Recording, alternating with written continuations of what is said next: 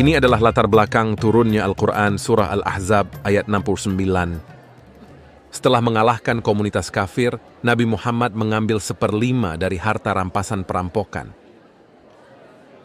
Aku berhak mengambil 1/5 dari harta rampasan dan memilih terlebih dahulu apa yang kuinginkan, sesuai dengan Al-Quran, Surah Al-Anfal ayat 41. Dan ketahuilah, sesungguhnya segala yang kamu peroleh sebagai rampasan perang, maka 1/5 untuk Allah Rasul-Nya. Setelah itu, Nabi Muhammad membagi sisa rampasan perampokan di antara para prajurit Muslim. Pembagian harta jarahan ini tidak selalu berjalan lancar karena semua pihak merasa berhak mendapatkan bagian yang lebih besar. Seorang lelaki Muslim Ansar berkata, "Aku bekerja keras memerangi kafir sampai hampir mati, tapi hanya ini yang kudapatkan. Sudah jelas bahwa pembagian harta rampasan ini tidak dilakukan dengan jalan Allah." Abdullah ibnu Mas'ud adalah salah satu sahabat Nabi Muhammad yang paling setia. Ketika dia mendengar apa yang dikatakan oleh orang Ansar itu, dia menjadi marah. Kamu sungguh kurang ajar. Apakah kamu memang menuduh Rasulullah mengambil bagianmu? Dasar musuh Allah, aku akan melaporkan perkataanmu kepada Rasulullah. Ibnu Mas'ud kemudian pergi kepada Nabi Muhammad dan menceritakan apa yang dikatakan oleh orang Ansar itu. Dia mempertanyakan caramu membagi harta rampasan dan menuduhmu tidak adil kepadanya. Wajah Nabi memerah dan beliau berkata, Semoga Allah memberikan rahmat kepada Musa. Dia diganggu dengan perkara yang lebih buruk dari ini, namun tetap bersabar. Apa yang membuatmu mengaitkan ini dengan Musa? Ini adalah cerita yang terjadi dahulu kala. Pada zaman Nabi Musa, orang-orang Israel itu suka mandi bersama.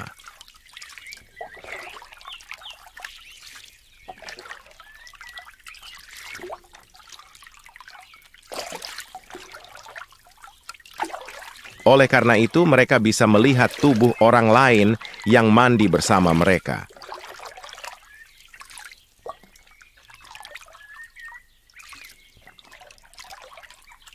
Berbeda dengan kebanyakan orang Israel, Nabi Musa lebih suka mandi sendirian.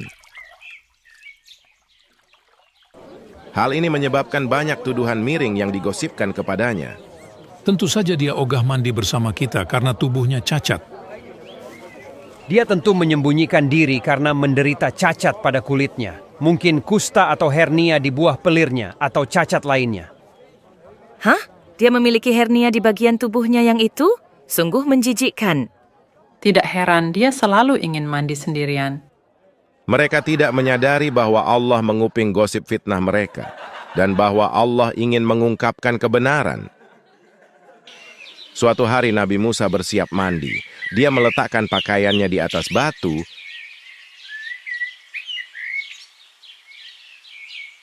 lalu nyemplung ke air.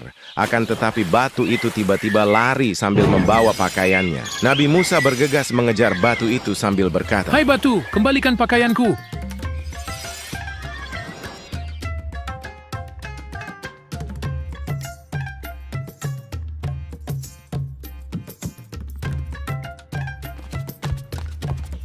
Batu itu berlari ke daerah di mana banyak orang berkumpul.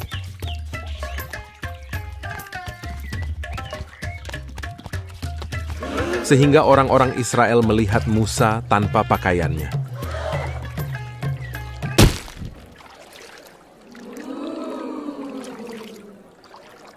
Demi Allah, tak ada yang aneh pada tubuh Musa. Di mana kusta atau hernianya? Anunya begitu bagus dan sempurna. Bentuknya sangat mempesona dan menawan. Allah menunjukkan kepada orang-orang Yahudi yang mencela Nabi Musa bahwa tuduhan mereka tidak berdasar dan bahwa kemaluan Nabi Musa itu sempurna, tiada cacatnya. Al-Quran, Surah Al-Ahzab ayat 69. Wahai orang-orang yang beriman, janganlah kamu seperti orang-orang yang menyakiti Musa, maka Allah membersihkannya dari tuduhan-tuduhan yang mereka lontarkan, dan dia seorang yang mempunyai kedudukan terhormat di sisi Allah. Begitulah, sama seperti Allah membela Musa, dia juga akan membelaku dari tuduhan fitnah terhadapku.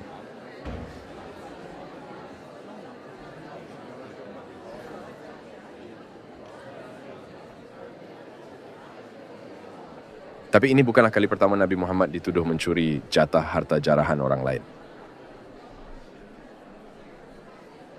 Ini adalah peristiwa turunnya Al-Quran Surah Ali Imran, ayat 161 yang terjadi setelah perampokan Badar.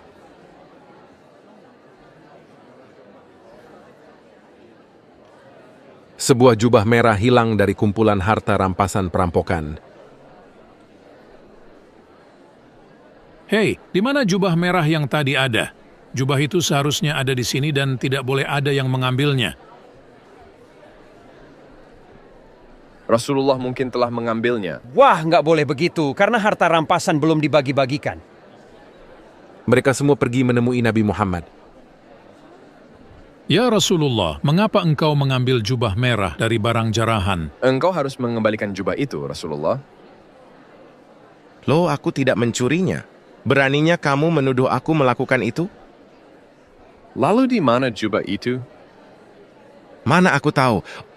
Oh, tunggu. Allah baru saja memberikan wahyu kepadaku.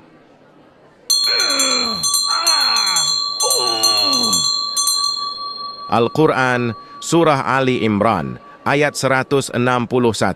Dan tak mungkin seorang nabi berkhianat tentang rampasan. Barang siapa berkhianat, niscaya pada hari kiamat, dia akan datang membawa apa yang dikhianatkannya.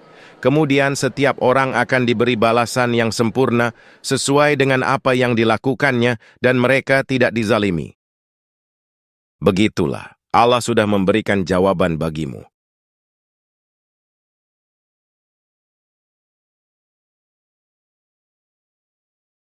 Tapi lalu siapa yang mencuri jubah merah itu? Kita masih tetap tidak tahu. Ternyata Allah lupa memberitahu kita akan hal itu. Setelah perang Hunain berakhir, Nabi Muhammad kembali menghadapi masalah distribusi jatah rampasan perang. Meskipun dia telah mengambil 1/5 bagian jarahan, tapi dia tidak membagikan 4/5 sisanya kepada para pengikutnya, seperti yang biasanya dia lakukan. Aku membutuhkan bagian itu untuk membujuk orang-orang Hawazin agar menerima Islam. Kemudian, Nabi Muhammad memberikan banyak unta dan harta benda kepada para mu'alaf dari suku Hawazin. Terima kasih Rasulullah.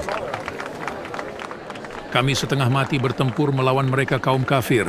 Namun sekarang Rasulullah memberikan mereka jatah Mereka jarahan bukan milik lagi kami. kaum kafir karena telah masuk Islam dan mendapat upah karenanya. Tapi bagaimana dengan jatah kita? Kita harus minta Rasulullah untuk bersikap adil. Mereka kemudian menghadap Nabi Muhammad. Wahai Rasulullah, bagilah rampasan unta dan ternak kecil bagi kami. Kami telah berjuang keras mengalahkan musuh Allah dan sekarang mana bagian kami? Umat Muslim marah karena tidak mendapatkan jatah jarahan mereka. Mereka kaum kafir. Namun sekarang Rasulullah Mereka mendorong Nabi Muhammad ke jangan sebuah dorong pohon. begitu. Para Muslim Berhenti. merenggut jubahnya Jangan maksa. sampai terlepas dari tubuhnya. Hei kalian, kembalikan jubahku. Kembalikan jubahku. Aku tidak mengambil rampasan perangmu. Baik. Aku akan memberikan 1/5 bagianku kepada kalian. Setelah mendengar janji bakal diberi khumus Nabi, para Muslim mulai tenang kembali. Keterangan ini tertulis dalam The History of Al-Tabari, volume 9, halaman 31. Orang-orang mengikutinya sambil berkata, "Wahai Rasulullah, bagilah rampasan unta dan ternak kecil di antara kami," sampai mereka mendorong dia sebuah pohon dan jubahnya ditarik dari tubuhnya. Dia berkata, "Wahai orang-orang, kembalikanlah jubahku." Wahai orang-orang, demi Allah aku tidak mengambil apapun dari rampasan perangmu, bahkan sampai rambut ini, kecuali 1/5, dan 1/5 itu akan dikembalikan kepada kalian. Jadi Nabi dengan jelas berjanji kepada umat Muslim bahwa dia akan memberikan bagian miliknya, yakni khumus, yang merupakan 1/5 dari rampasan perang kepada umat Muslim. Tapi apakah Nabi memenuhi janjinya? Tentu saja tidak. Aku memutuskan untuk membujuk orang-orang Quraisy agar menerima Islam, apalagi mereka sudah membantuku dalam perang Hunain melawan suku Hawazin. Butuh banyak unta dan emas untuk menyenangkan orang Quraisy. Seperti biasa, Nabi membenarkan tindakannya dengan pesan ilahi dari Allah. Al-Quran Surah At-Taubah ayat 60. Sesungguhnya zakat-zakat itu adalah untuk para mu'alaf yang dibujuk hatinya. Para pemimpin Quraisy, yaitu Abu Sufyan bin Harb, kedua putranya Muawiyah dan Yazid, Safwan bin Umayyah, Suhail bin Amr, Uyayanah bin Hisn, dan banyak lagi, menjadi dikenal sebagai orang-orang yang menerima 100. 100 apa nih? Aku memberikan 100 unta kepada masing-masing dari kalian. Terima kasih banyak ya Rasulullah. Allahu Akbar. Terima kasih Rasulullah. Allahu Jika Akbar. aku dulu tahu kau bisa begitu murah hati, sudah lama aku menjadi muslim. Seluruh rampasan Hunain dibagikan di antara orang-orang Quraisy dan suku-suku Badui. Sementara Muslim Ansar tidak menerima apapun.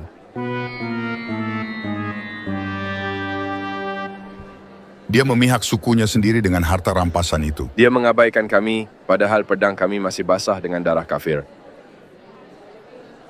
Mengapa kalian mengeluh? Bukankah kalian seharusnya senang ketika mereka memilih kekayaan sedangkan kalian membawa Nabi pulang bersama ke rumah kalian? Demi Allah, bukankah aku ini jauh lebih baik daripada harta rampasan? Kalian akan mendapatkan lebih banyak harta di masa depan. Bersabarlah. Kita bisa melihat bagaimana Nabi dengan licinnya bernegosiasi dengan mereka, menawarkan janji harta di masa depan untuk meredakan kekecewaan mereka karena tidak menerima upah jihad apapun. Kisah-kisah tentang distribusi harta rampasan ini menunjukkan bahwa Nabi Muhammad tidak selalu membagikan harta rampasan secara adil di antara pengikutnya. Kadangkala umat Muslim tidak menerima bagian apapun. Para Muslim itu sekarang menyadari bahwa perampok memang suka saling rampok, dan ketua rampok yang mereka percayai ternyata malahan mengambil jatah rampasan mereka.